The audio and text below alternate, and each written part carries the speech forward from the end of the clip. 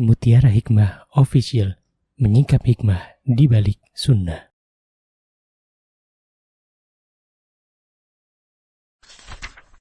Salurkan donasi terbaik Anda untuk mendukung dakwah Mutiara Hikmah Official. Mari siapkan bekal akhirat kita. Jangan lewatkan kesempatan emas ini.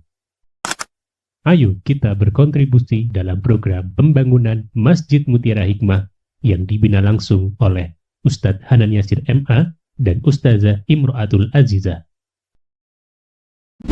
Raih pahala umroh setara haji dalam program Umroh Iktikaf Ramadan di tahun 2026. Perjalanan penuh makna, bimbingan penuh ilmu bersama Ustadz Hanan Yasir MA dan Ustazah Imro'atul Azizah. Tempat terbatas, daftarkan diri Anda sekarang juga. Jangan lewatkan sensasi umroh full faidah plus daurah fikih hijrah di bulan Syawal tahun 2026 bersama Ustadz Hanan Yasir MA dan Ustazah Imro'atul Azizah. Tempat terbatas, daftarkan diri Anda sekarang juga.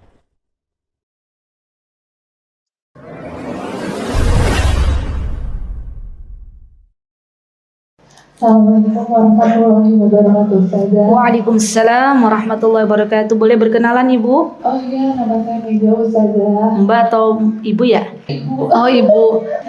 Ya silakan Bu. Ya, izin bertanya ya, Ustazah. Kan tadi kan Ustazah bilang kan kita kan harus selalu memberi makan orang miskin ya, dan berbuat baik sama orang-orang yang miskin kayak ini ya, Ustazah. Nah, ketika kita sering berbuat baik sama orang yang kurang mampu tersebut, orang miskin tersebut, tapi jadi disalah artikan dengan orang yang miskin tersebut gitu. Jadi setiap apa-apa ininya ke kita, sedangkan kan kita terbatas untuk bisa memfasilitasi dia terus gitu. Jadi sebaiknya gimana ya Ustazah kayak gitu? Ya. Solusinya gitu, jadi kayak berharap tuh sama kita terus gitu Ustazah.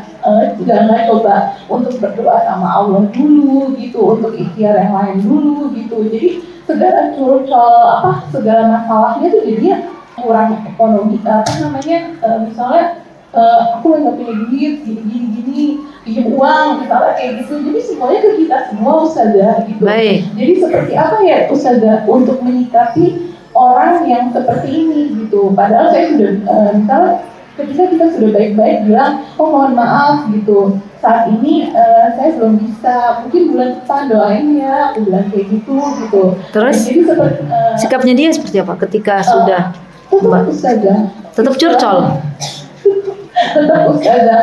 Jadi makanya saya sampai bilang sama suami saya, salah nggak sih kalau seandainya ada orang kayak gini, udah kita udah ngomong baik-baik, jadi maksudnya biar hati itu tenang, kita mendingan agak blokir dulu gitu, istilahnya nih nomornya kita blokir dulu kayak gitu. Jadi tapi kalau kita mau beli sesuatu sama dia, kita belinya sama dia gitu. Saya niatnya jadinya kayak gitu Ustazah, kayak gitu. Apakah itu salah Ustazah? Baik. Syukran jazakallahu khairan Ustazah. Oh iya Fajazakillahu khair wa fiq barakallah. Ibu-ibu, teman-teman yang saya cintai karena Allah, sebaik-baik orang adalah yang memberi, bukan yang meminta.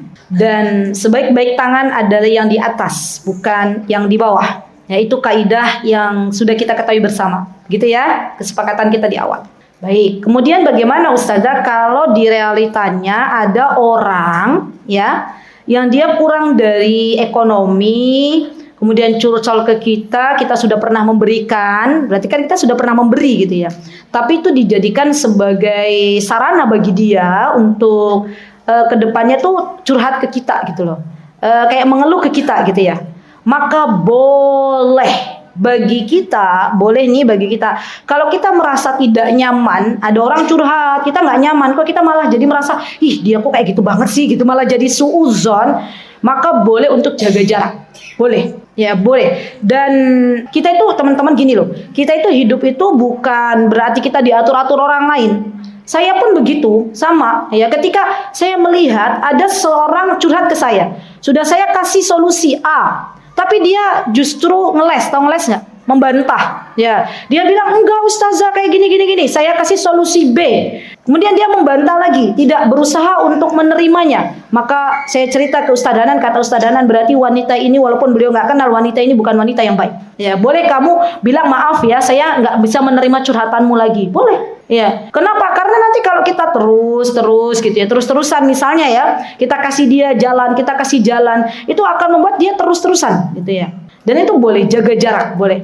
Ya, mungkin bagi kita seorang wanita yang nggak enakan, kalau bahasa Jawa pekewo gitu ya, itu kita akan merasa, tapi gimana ya Ustazah? Lebih baik kita menyelamatkan diri kita terlebih dahulu, ya daripada akhirnya kita marah-marah ke suami gitu kan, kadang begitu ya. Habis ketemu bestinya di kajian, bestinya cerita curcol, ya Allah ternyata gini ya, pulang ke rumah marah-marah ke suami, kata suami kenapa bun, uang sudah aku transfer, apa salahku dimarah-marahin gitu ya. Ternyata itu apa, habis ketemu bestinya curhat curcol yang nggak enak-enak, akhirnya dia kesel gitu ya. Nah, mengeluarkan kekesalannya kepada siapa? Kepada suaminya, kan kasihan suaminya. Nah, banyak loh wanita-wanita yang begitu. Makanya subhanallah, boleh kok teman-teman kita pilih-pilih. Oh ini aku jadikan sebagai sahabat, sebagai bestie. Oh ini kayaknya enggak, di wanita ini akhlaknya kurang baik. Itu boleh dalam Islam. Ya, dan bukan berarti kita memutuskan hubungan teman, bukan. Dan itu boleh, Mbak. Sikap menyenengan ketika berkata saya, insya Allah kalau membeli sama suami ya membeli di fulana karena beliau adalah seorang yang membutuhkan, itu boleh. Ya, tapi kalau saat ini saya atau menyenengan ngomong baik-baik, boleh. Ya, daripada diblokir nanti dia bingung, kenapa aku diblokir gitu ya. Bilang aja langsung terus terang, maaf ya Mbak, suamiku belum mengizinkan jika engkau mengirimkan pesan dengan model curcol begini. Itu, waduh, kata temannya besinya, ih dia berarti suaminya macam-macam, enggak apa-apa, it's okay. Gitu ya. Gitu Mbak ya, barakallahu fiik. Ya. Mutiara Hikmah Official, menyingkap hikmah di balik sunnah.